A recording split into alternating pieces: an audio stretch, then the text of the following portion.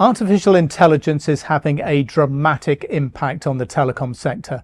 And that isn't just an opinion, it's a fact. And to get some insight into that impact, I'm talking today with Danielle Rios, CEO at Telco DR and acting CEO at Totogi. Great to chat with you as always, DR, and great to have you at TelecomTV's DSP Leaders World Forum, which kicks off today.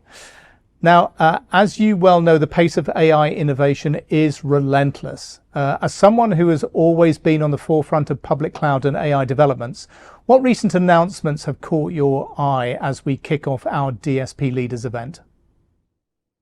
Yeah, you're right, Ray. So much is going on with AI. And as I was thinking about preparing for the DSP Leaders event, I was like, let's look back just 1 year and see what was going on with AI in 2024. And so back then, which wasn't that long ago, the large models could only sustain short, relatively simple tasks and offered little autonomy.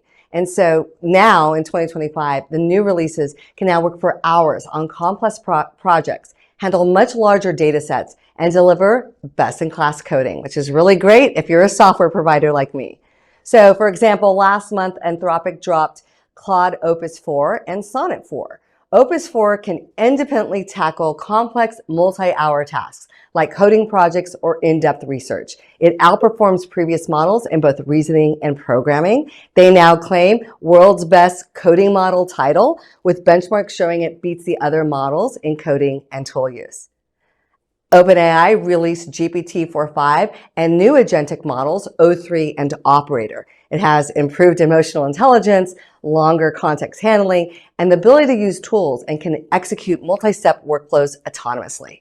Not to be outdone, Google is still in the race with Gemini 2.5 Pro, a frontier model with a 1 million token context window, advanced multimodal reasoning, and agentic capabilities. And so it enables AI processes on vast data sets and complex tasks. And this is building on the other really big announcements that happened at the end of 2024, which is Model Context Protocol from Anthropic, or MCP, which gives you seamless, secure, and universal integration between AI models and external systems, like, say, enterprise systems, like BSS systems, which can dramatically simplify how AI applications access and interact with real-world data. And so it is rapidly advancing. Every time I feel like I log on to x.com, something new's been dropped, and you got to go check it out. And so at Totogi, we're constantly looking for ways to use all these new features in our products. Yeah, it's just incredible how much change there is every week, every day almost. And of course, you know, you're right at the heart of this, and many will already know that Totogi launched BSS Magic, which, as I understand it, isn't a BSS product as much as something that adds an AI layer on top of a telco's BSS estate. How are you using the latest large language model capabilities in BSS Magic? Yeah, every time a new feature comes out, the Totogi team, they're like kids in a candy store. We just get on it, test it out. Are the claims real? Can we really use it? Is it as great as everyone's talking about? And then if it's great, we totally use it. It's awesome. And so I just mentioned Model Context Protocol, or MCP. And so when you combine this with our telco-specific ontology that we built, it really accelerates how quickly we can connect to these external data sources, right? Like, say, a BSS product made by another vendor, and we can start changing how your business processes work, right? So we love MCP. It saved us a bunch of time encoding in our own product, and we absolutely love it. Next, all the agentic capabilities being released are also helping us to accelerate what we can do for telcos in our own product. We demoed this at MWC, and we'll have it at TM Forum's DTW Ignite event, which is in Copenhagen in a few weeks. And so really excited to show people how this product is advancing. We really do need to keep up with it on at least a monthly basis, because it is changing that fast. Every time something big comes out, we test it, we incorporate it, and we move on. And so this is a very dynamic product. I think it's one of the leading AI products in telco, and it actually does work, and we're really excited about it. And so we're piggybacking like crazy on all these model enhancements and rapidly changing our product to be at the forefront of AI. Yeah, and as you mentioned there, this isn't a plan or an idea. I mean, this is something you've already got out there in the market, and Totogi now has several tier one customers using BSS Magic to solve specific operational challenges. Can you tell us about the Asian tier one telco that's using BSS Magic with CloudSense to make their sales representatives more efficient? Yeah, of course. This was a really fun idea because it came directly from the telco. This wasn't a sales cycle where we were pushing different ideas, but this was direct from the telcos itself. And so it was a CloudSense customer that we all know dealing with sales reps is always a difficult thing, training them on new products. Sometimes they don't listen. And so they really wanted an AI agent that took over portions of their sales cycle and do it the way the company wants things to get done. And so we built an end-to-end agent for them, and the results were amazing.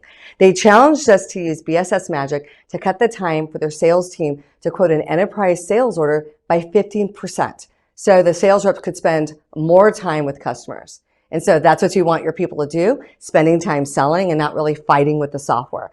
And so in a few weeks, the agentic flow was up and running in production, and their minds were blown. I mean, I think the direct quote was like, wow, this really does work.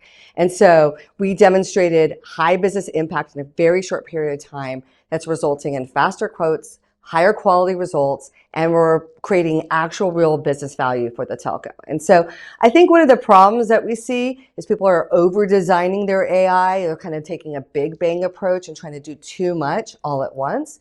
And starting with a project that's a little bit too ambitious.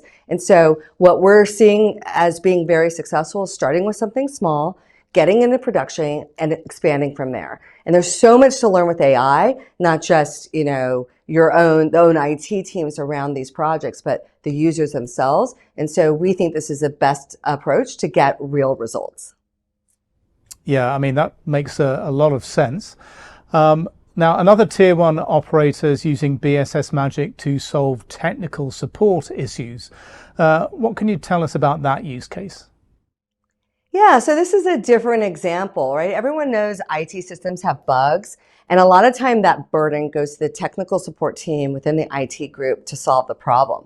And so this is a Skyvera customer that was seeing an unusual uptick from a different system. They were seeing 4 times the normal support tickets. And so they came to us and said, can you help us, and provide more people? And I actually said, hey, can I solve it with AI maybe? And they were open to that idea. I'm like, instead of throwing bodies at the problem, which is usually what we do, that's kind of the old approach pre-2022, right now I'm like, hey, maybe we can use AI to do this. And so it had a lot of eyes on the problem because it was blocking revenue. Stakes are high, right? Temperatures are really high internal. And each one of these tickets to solve manual intervention and on average about 5 hours to resolve. And so we applied BSS Magic and AI. Again, we created an agentic flow to review the tickets and resolve them. And we brought the time to resolve each ticket from 5 hours down to about 15 minutes. And so we didn't need more people, we needed fewer, right? So we still had humans in the loop to make sure that AI wasn't crazy and was doing the right things, but AI would do the work, the human would review it and say, approved, and then send it on its way. And so again, we could build something very quickly, solve the issue, and unblock revenue. And so it has high business value.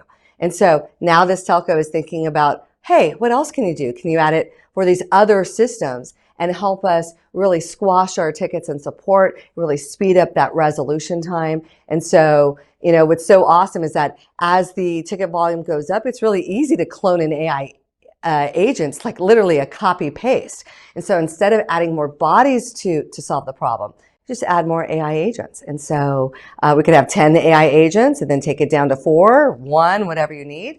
And so it's kind of this like completely different approach to solving problems that we're seeing. And I think the telcos are really surprised. It's so easy to add it and get it up and working in such a short period of time and have impact. Okay, I think this is what everybody's looking for. It's real world use cases to build on. For sure. So, now also you recently published a blog post about how Totogi is doing something that vendors don't normally do, which is helping a customer leave their platform. Now, many vendors might let the telco fend for themselves in the hope of extending the engagement and associated revenues, but why are you taking a different approach? Yeah, so as you know, I acquired CloudSense a little over 6 months ago, and we encountered a customer, a tier one customer based in Western Europe that had been trying to leave CloudSense for 3 years. And the trickiest part had been the data migration, right? Really mapping the old data structures from the CloudSense system into their new vendor. And, you know, you're never happy to see a customer leave. But I had this idea, which is this is a large tier one with a significant BSS estate. If we were able to show them how well BSS Magic could work in this scenario, they might become a Totogi customer with BSS Magic and actually spend more than they were spending with CloudSense directly. So I saw this as like a really great opportunity. And so I think this is another example where, you know, BSS Magic, again, because it works against any vendor system, right? It's not just the ones that we're building and providing, but really this AI layer that you're adding and tackling one of the trickiest parts about swapping systems, or even upgrading systems, that tricky migration when there's a data schema change. AI and BSS Magic are really, really good at this problem. And so we're applying it in this way. And so I think there's tons of opportunity across telco for people who feel trapped by their previous vendor, or it's going to take years and millions of dollars to move off. And again, the incumbent vendor is very reluctant to assist, and the new vendor is just itching to get that data into their new system and you know, start getting them live. You know, Totogi's super happy to help with this. And so it's another situation where I think, again, demonstrated 3 different examples of like accelerating revenue in a live system, helping with support tickets on another system, and then like helping move data, right? Different ways that we're applying AI and BSS Magic in the real world to help telcos advance their business. Okay, and we're going to be talking more about this kind of thing today, in fact, because you're participating in a panel here at DSP Leaders World Forum on leveraging AI throughout the network that we're going to be streaming live and then making available on demand after the event. Now, if you had just 30 seconds to give advice to telco executives about using AI in their network, what would you tell them? Yeah, I think, again, this is not a big bang approach where you need to put it everywhere in your telco immediately. And so I think what is really working, and we're seeing really great success, are the telcos who are willing to start with something small but impactful. Start with a real problem, right? Your sales reps are not compliant, right? Too many support tickets or a migration that's not going well, right?